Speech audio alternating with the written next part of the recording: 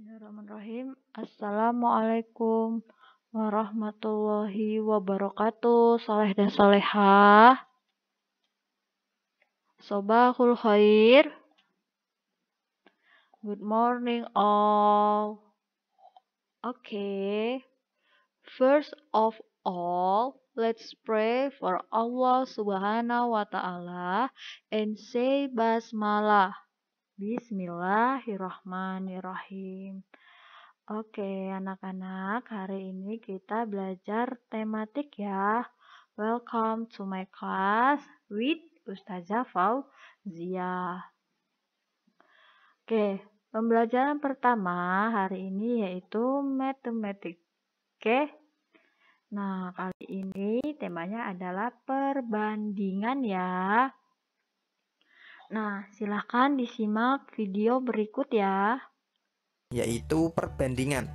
Nah, materi perbandingan ini adalah salah satu materi di matematika yang paling sering diterapkan di kehidupan nyata. Oleh karena itu, kakak akan memulai dengan sebuah contoh soal.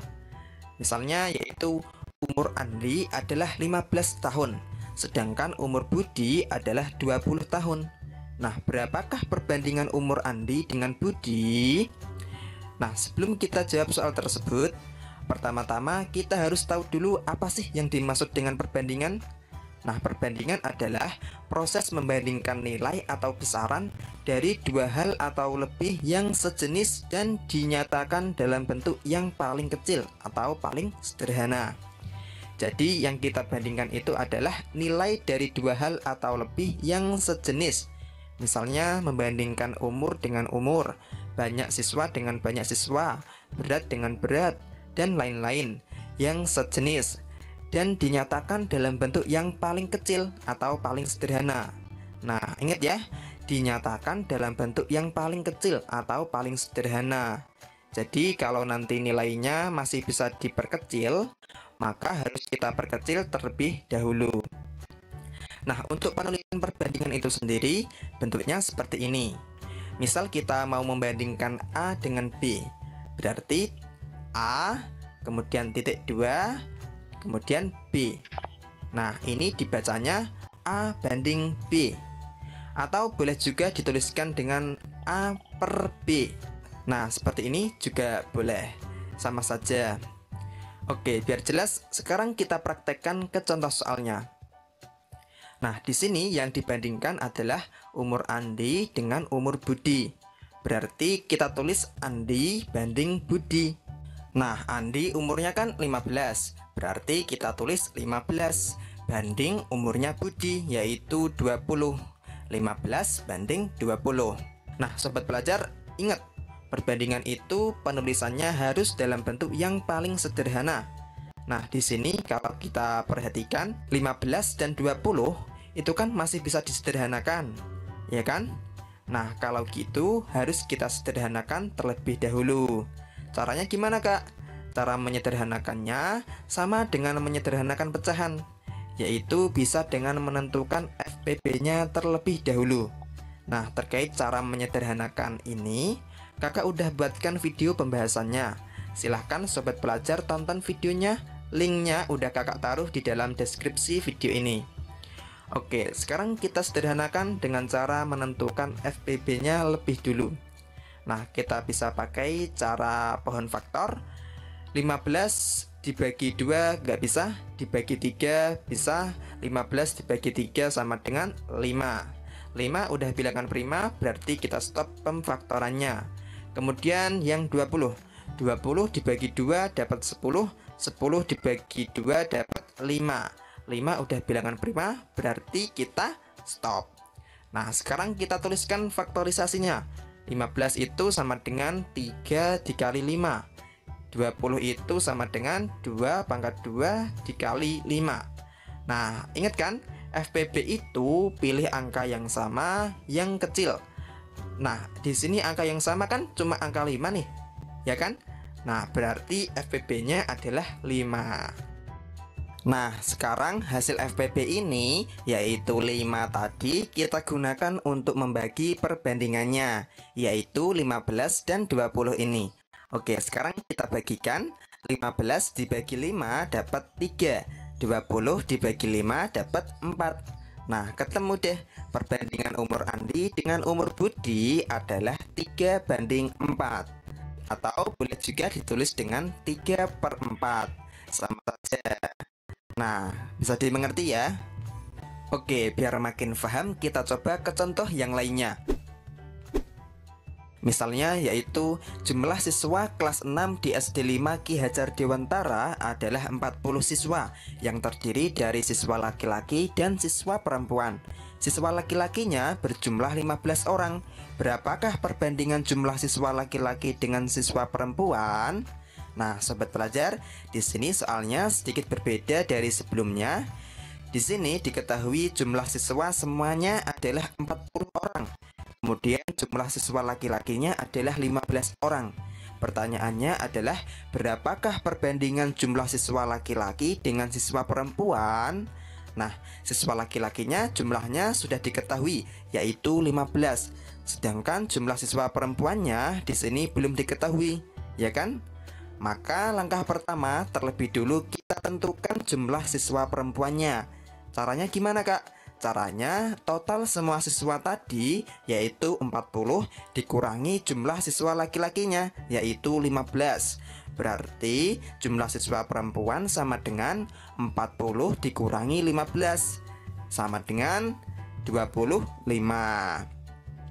Nah, sekarang kita perhatikan pertanyaannya.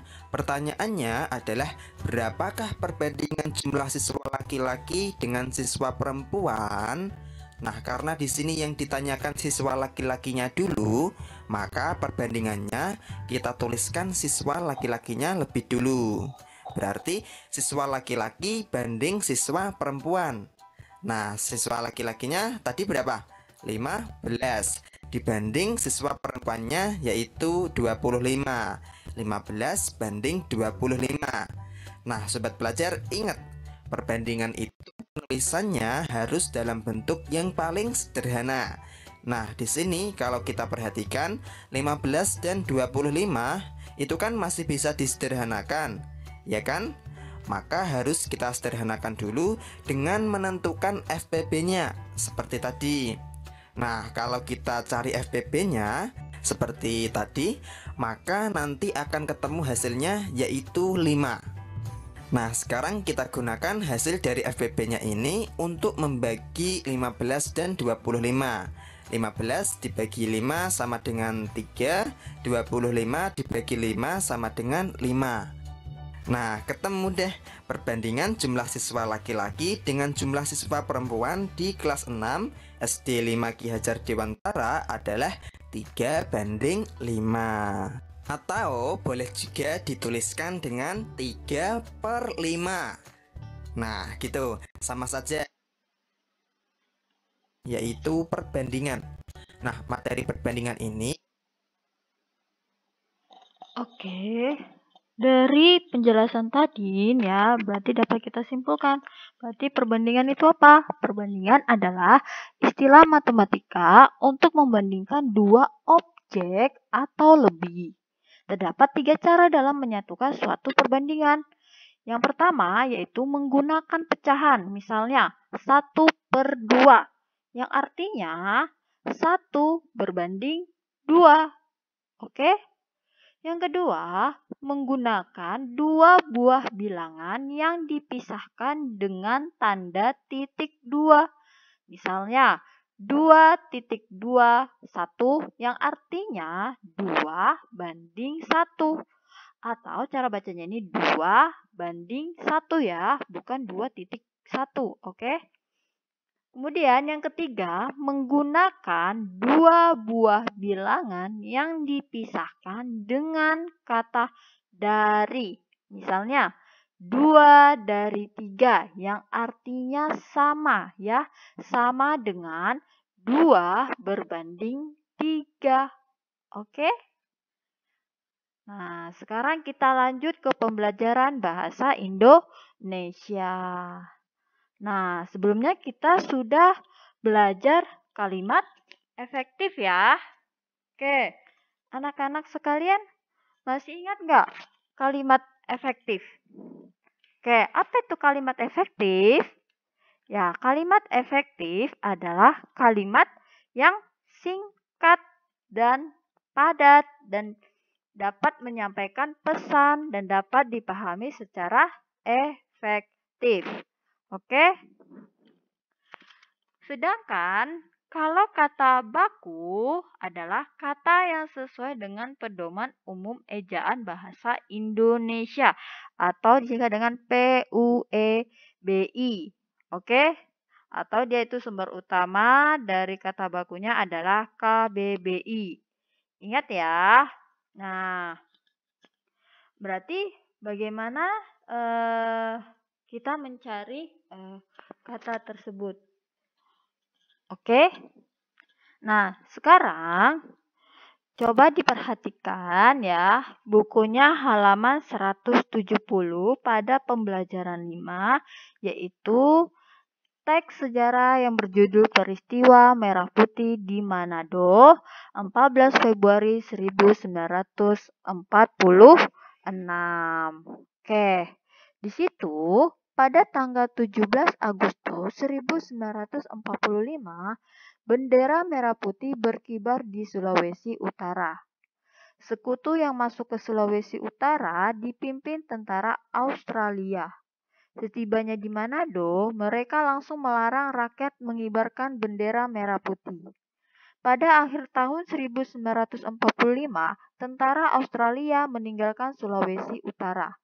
Mereka menyerahkan kekuasaan kepada Nica atau Belanda.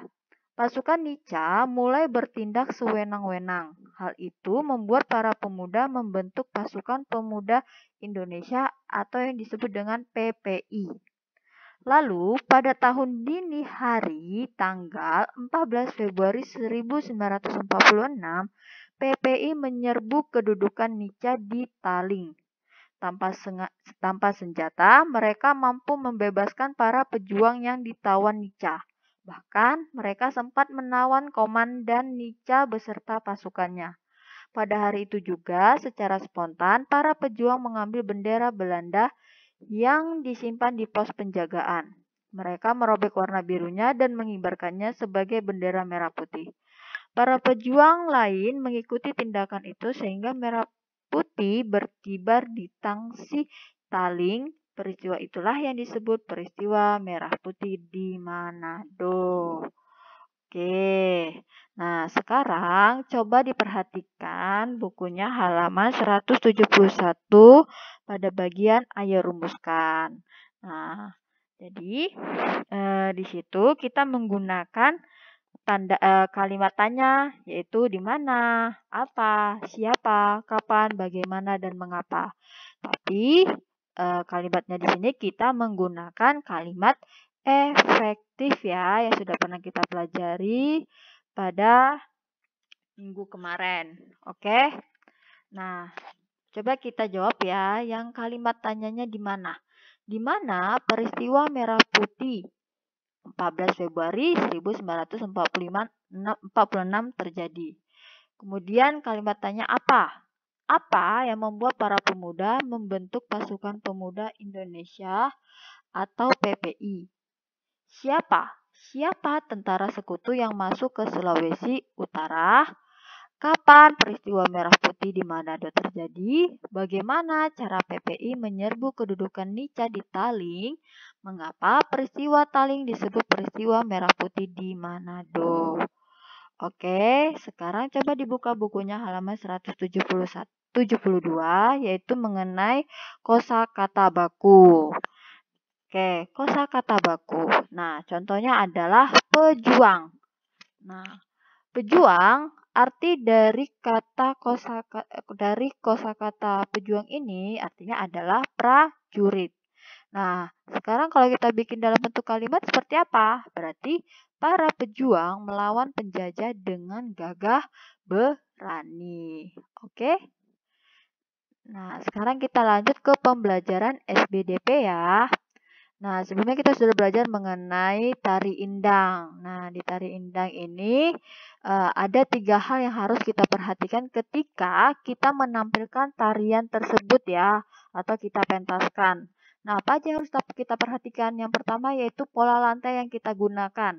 Masih ingat nggak anak-anak pola lantai? Oke, good. Masih ingat ya? Ada pola lantai vertikal, horizontal, lingkaran, dan angka 8. Kemudian gerakan. Nah, di sini gerakan itu harus kita pastikan semua anggota kelompokmu dapat melakukan seluruh gerakan tarian indang dengan baik, ya. Kemudian kekompakan. Nah, pastikan semua gerakan dan pola lantai tari indang sesuai dengan irama musiknya. Nah, dari sini pada saat kita berlatih menari, kita juga memiliki banyak manfaatnya, ya. Nah, pertama itu menari, melatih gerakan dan koordinasi tubuh sehingga dapat melatih kekuatan dan daya tahan tubuh. Kemudian menari dapat mengekspresikan emosi diri sendiri dan orang lain sehingga dapat meningkatkan kematangan emosi. Kemudian yang ketiga, menari juga memberikan kesempatan untuk berinteraksi menjalin hubungan dengan orang lain. Kemudian kita dapat melakukan gerakan-gerakan secara teratur dan terpola serta kreatif juga dapat mengembangkan kecerdasan kita. Oke anak-anak, sampai di sini ya pembelajaran kita. Say hamdalah, alhamdulillahirabbil alamin. Wassalamualaikum warahmatullahi wabarakatuh.